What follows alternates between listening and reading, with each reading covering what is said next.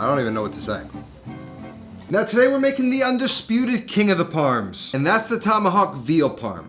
A beautiful veal chop, pounded thin and breaded and made just like a chicken parm. And I got all the tricks and little secrets from a New York City legend on how to make this perfect. And of course it starts with a pork chop, but according to my friend Anthony Vitolo of Emilio's Bellato in New York City, first thing you gotta do is tenderize it. Now this is just a meat tenderizer. It's got all these sharp little needles inside that will poke real thin holes into it and sort of break the fibers down and make it a lot more tender. First thing I want to do is just remove some of this fat and sinew.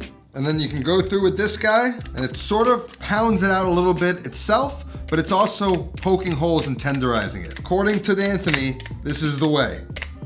That should be good. Now he says it's gotta chill before we pound it. Let those muscles relax before, and then it should pound out nice and easily. Whereas if you didn't, it could break when you pound it out. Now the next thing I wanna do, while we let that meat relax, is clean up the bone. First thing I'm gonna do is just remove all this meat and fat. We don't need that for this. We wanna make this look really impressive. And then you wanna clean up the bones along the side. And then what I want to do is sort of cut a little bit down towards the bottom of the bone to allow it to sort of like open up and we can pound it out beautifully. So now we're just gonna let this hang for a few minutes just so it relaxes, and then it should be nice and easy to get really flat. Why rest it? I don't know. He says the muscles and the tendons need time to relax before pounding, and it'll spread evenly that way. And then he calls himself a scientist. So we'll go with it. It's rested now, we can pound it. So I'm gonna take some plastic wrap and just place it right over. I'm gonna shimmy it a little closer. It does feel nice and tender.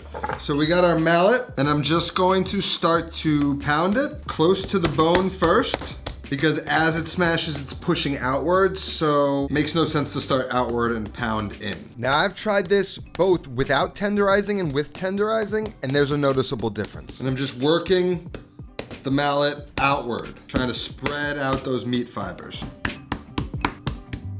This is what it should look like. Super thin, this is gonna be perfect. So I just wanna hit it with some salt. Gonna transfer it to a sheet tray. Another thing Anthony does is he makes a little egg batter. Rather than flour and egg, he kinda combines the two. So I just got a little bit of flour in here. I may add more, some salt. Crack 2 eggs in there. And then just beat that together, create like a little bit of a loose batter. A little bit more flour, and then just a little splash of milk. All we're looking for is a runny but thick batter. Should run right off the whisk. I'm just gonna hit it with a little bit of flour, and then just spoon that batter right on top. Just spread it out. Once that side's completely coated, give it a flip. A little more flour, and then coat that side with some more of that batter.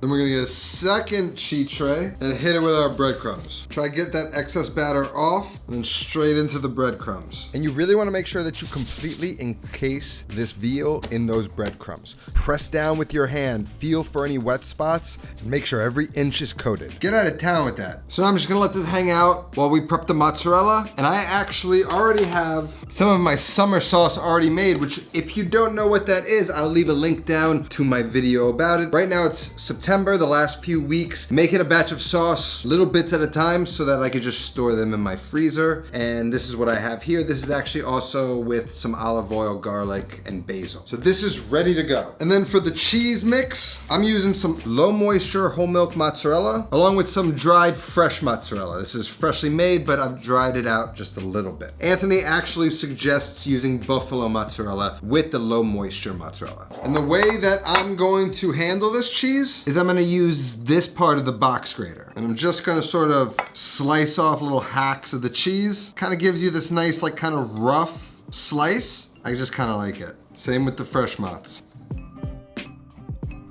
This is exactly what I'm looking for. Sort of like shards of this blend of cheeses. And then of course some Parmigiano Reggiano. Then finally, just a little bit fresh chopped parsley.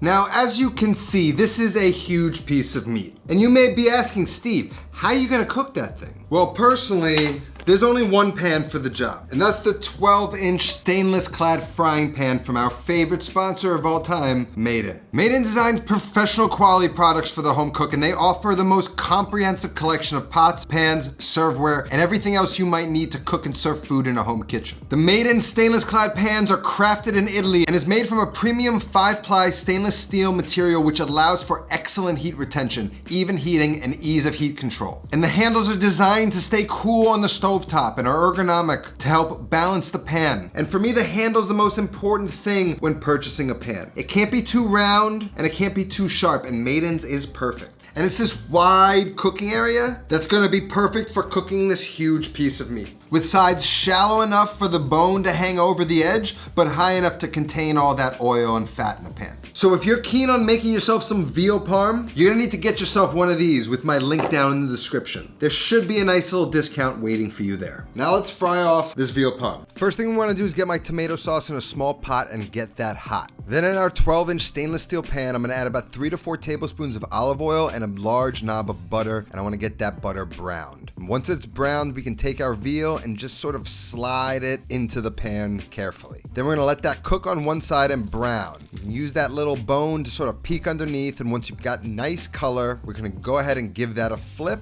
and we're gonna brown that on the other side. And we don't need to go too dark, it's gonna get darker when we bake it. I'm gonna pour out the oil, I'm gonna clean out that pan. Then I'm gonna go ahead and take some of our hot tomato sauce, add that straight into the pan, then slide the veal back into the pan, later over a little bit of sauce just like you would a pizza, and then we're gonna go on with a healthy sprinkle of the Parmigiana Reggiano. And then we can start to take our cheese and just like you would a pizza, just sort of scatter it along the top. I like to leave the edges a little bit exposed so they can get extra crispy. Then we're gonna take that whole thing and throw it under the broiler. We're just gonna cook it till that cheese gets nice and bubbly, starts to develop those little spots of brown burnt cheese that everyone loves. And once the cheese is nicely melted, we can get it out of the pan. As you can see, those edges are nice and extra crispy while that cheese is nice and gooey. It's the perfect combination. Then we can slide that onto a plate. Then I can take a little bit of that sauce and just sort of spoon it in little streaks. And then we can garnish it with a little parsley. It's got texture and creaminess. It's saucy and it's so tender, you can cut it with a fork. Tender, crunchy. As it broils, those edges get a little extra crispy. That's the perfect veal. I don't even know what to say. It's moist, it's not dry. If you want to become an absolute legend in your family, make them this. This is just the king of all parms. Do me a favor and please make this. The recipe's gonna be down in the description. That's all that I have today. I need to finish this. I'll see you next time. Until then, take care of yourself and go feed yourself.